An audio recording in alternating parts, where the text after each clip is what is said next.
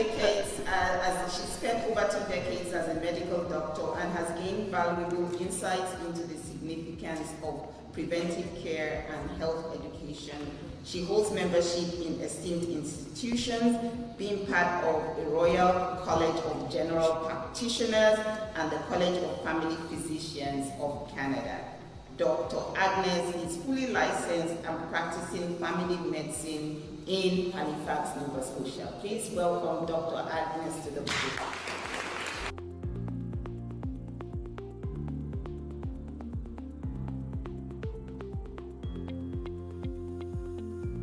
Thank you, everyone. Good morning. And how are you all doing this morning?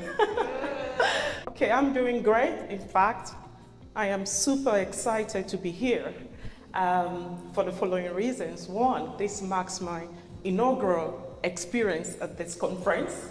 Thank you. And also addressing you all as a keynote speaker. So I want to first of all use this opportunity to thank the association for inviting me here this morning. It's such an honor. Okay? Thank you. All right, and thank you so much for the lovely introduction. In addition to that,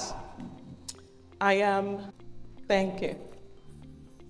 Good. In addition to that, I'm a mom. I have 3 kids. My daughter is 20, and my 2 boys are 16 and 12. You know, they are sport kids, full of energy and vitality.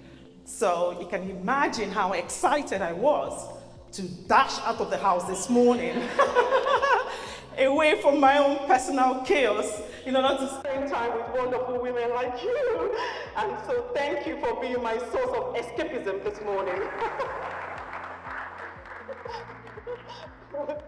So in addition to that, I'm passionate about health promotion initiatives. Hello, that's why I'm here.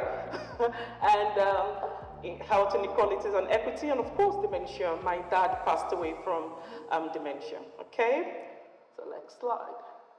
So table of contents, just a broad overview of what I'm going to talk about. Icebreaker, obviously talk about the heart, hypertension, a little bit of practical illustration, real life examples, statistics, heart promise, and questions. Although I said, now how does this pointer work? Well, we'll figure it out.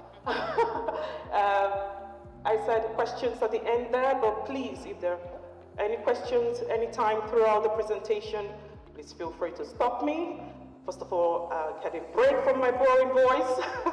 And secondly, it stimulates a form of interactive environment, and hopefully we can take more out of this, okay? All right, next slide. Now, icebreaker. Now, I was thinking of how to break the ice, but I think I've already broken ice with the laughter. But I was thinking, I was like, what am I going to do? So I thought of using an acronym. It's COO. I mean, we normally use that around the work settings, right? And I was wondering, would anyone care to tell me what COO stands for? Usually in the work settings, anybody? Fantastic, Chief Operating Officer. I'm sure some of you are wondering, what has that got to do with health presentation? Well, give me a break, we'll get there, okay? So I swapped out officer for another word. Starts with O. So it's still Chief Operating, but the officer has been swapped out with another word that starts with letter O. This time around in the health setting. Oh, who said that? Thank you. Ladies and, I was going to say ladies and gentlemen. Well, we have one gentleman there.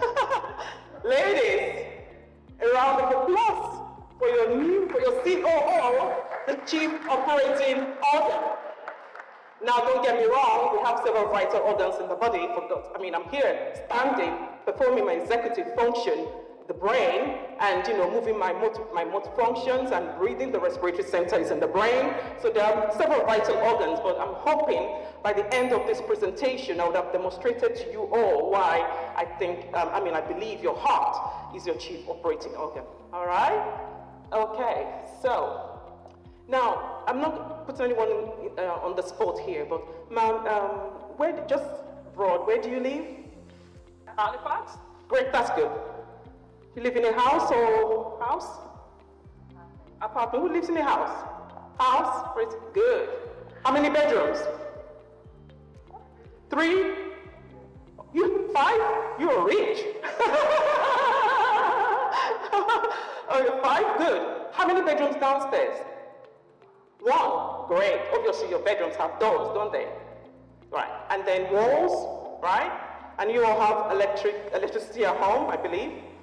Plumbing, right? I'm sure you say, what's this woman talking about? Well, your heart weighs about 10 ounces, maybe about 285 grams.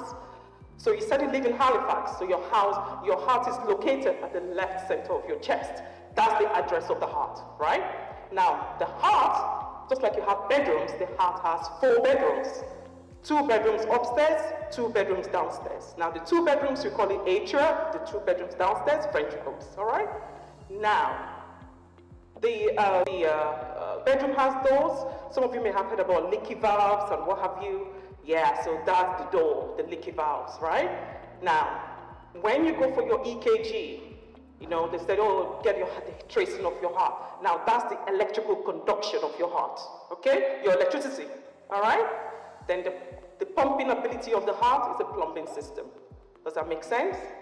Good. Now, I talked about bedrooms, right? So the right side of the heart is the right upper bedroom and the right lower bedroom, okay?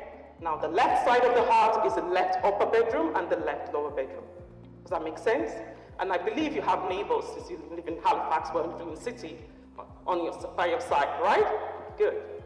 Okay, so let's talk about functions. The body parts, right, receive oxygen for blood to the right upper bedroom, okay? The body parts. And then the blood flows to the right lower bedroom, leaves there to the lungs. Now hold it there. The blood is now in the lungs, isn't it? Good.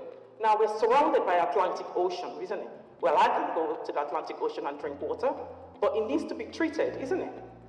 Now, that water is connected to maybe Halifax, like a water treatment facility. Here is Halifax water, isn't it? Right?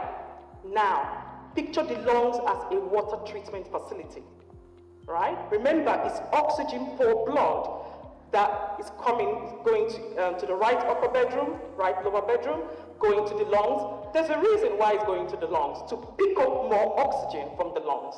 Now, that's what the lungs does, like a water treatment facility. Oh, let's just put more oxygen in there, right? Then it has to leave the heart, leave the lungs.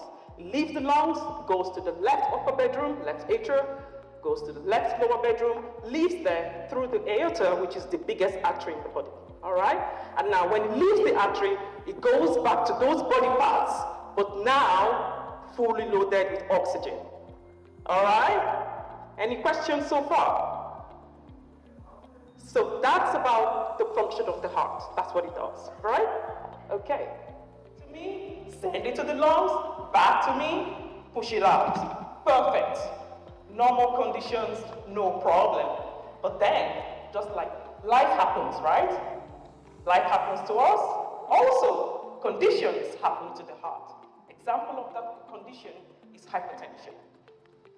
Okay?